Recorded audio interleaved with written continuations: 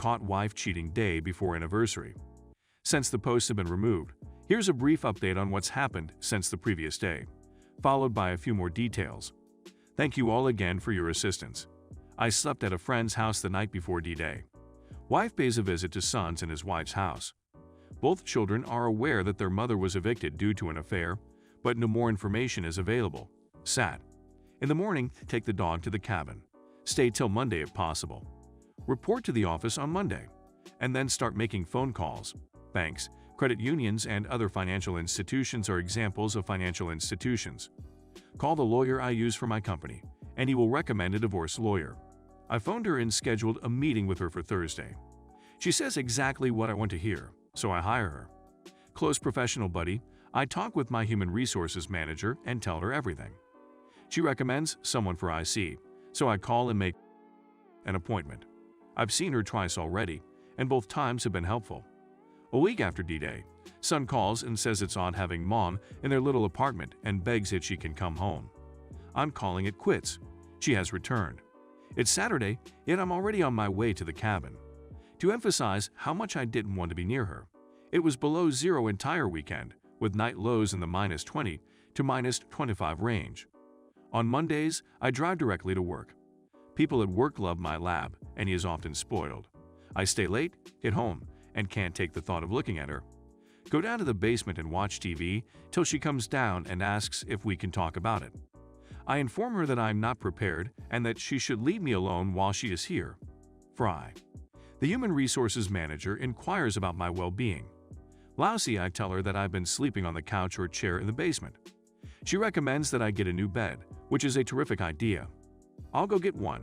Delivery is scheduled for Saturday.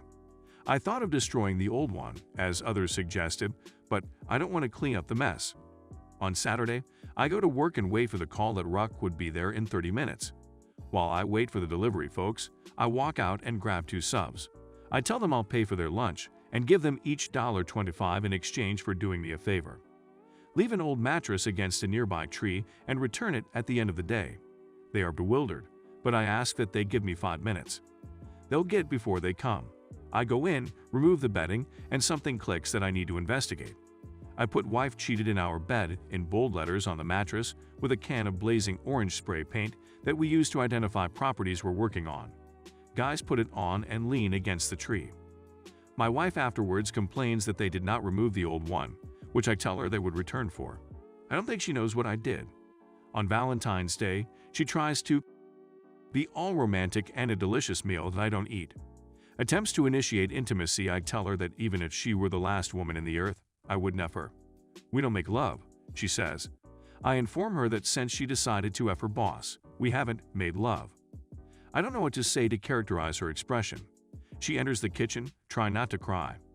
I suppose this is as good a time as any to welcome her inside LR and encourage her to have a seat. I ask her whether she wants to divorce and move on, which I realize is a bad decision, or if we should attempt to repair this. She tells me that she is willing to go to any length to make things right, to make up for what she has done to me.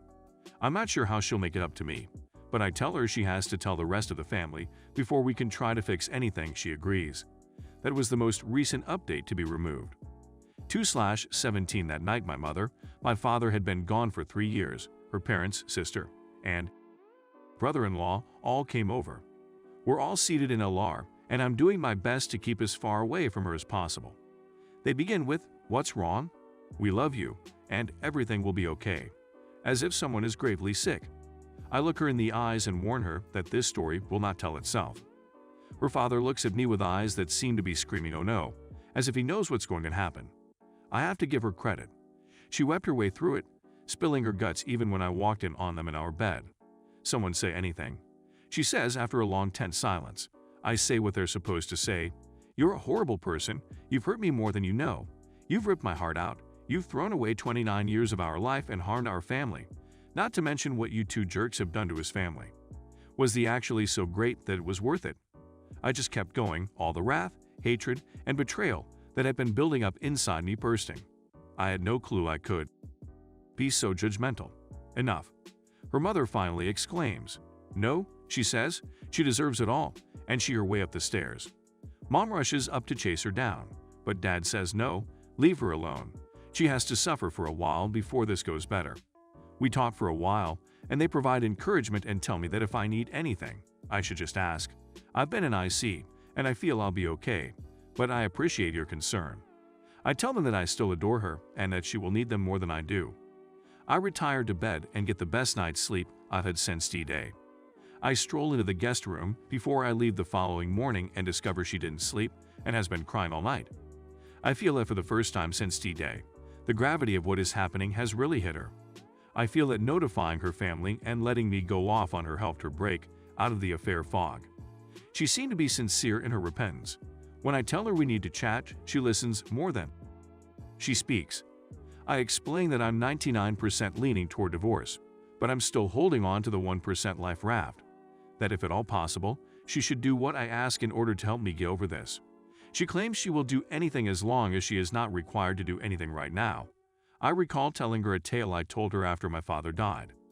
My father taught me when I was 17 that you would meet misfortune in life, but how you deal with it will tell more about you than the adversity itself. Under no circumstances should you make critical decisions when you are miserable. Your dad, whatever, I thought at the moment. I wish he was still here so I could tell him I was actually listening. I begin to weep. She rises up and gives me a hug. I don't reciprocate it, but it feels great, which frightens me. She sits down once again, and I tell her she has to leave. If I see her every day, I won't be able to recuperate. We have to go to North Carolina.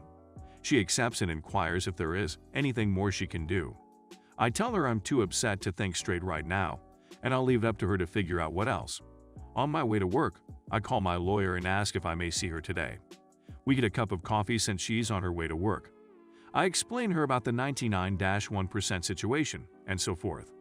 If I go that path, I'll have her draft divorce papers to get things started. She suggests that if I have the time and the means, I locate an apartment for my wife and pay for the first month's rent. That if it goes all the way to court, it will reflect my willingness to seek a peaceful conclusion. I agree, and she assures me that she will have something for me to evaluate by Monday. When I get at work, I call a real estate broker with whom we've done a lot of business in the past. Inform him of the circumstance and the assistance I need. He claims to know a reputable rental agency and will put me in touch with him.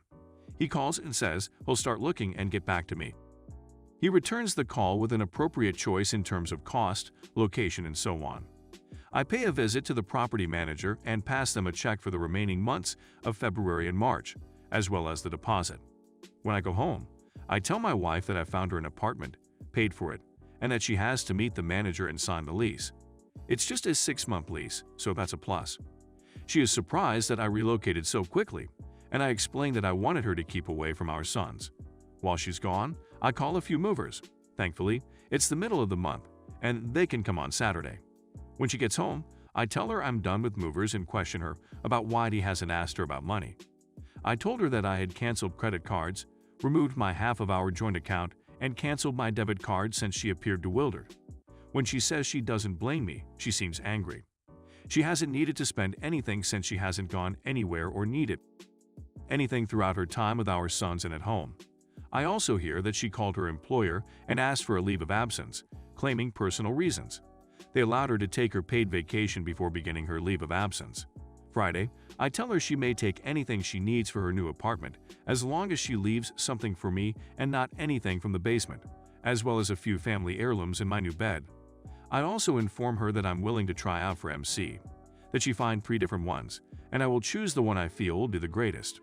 On Saturday morning, I leave early and return to a half-empty home, including the television. That's okay, I'd like a bigger one anyhow. My friend still has my liquor, so I came to a halt and retrieved my favorite bourbon, which I am now sipping while writing this. Please accept my apologies for the length of this piece, and thank you for reading all the way to the end.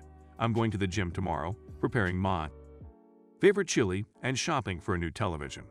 I'm sure I'll have something more to say later.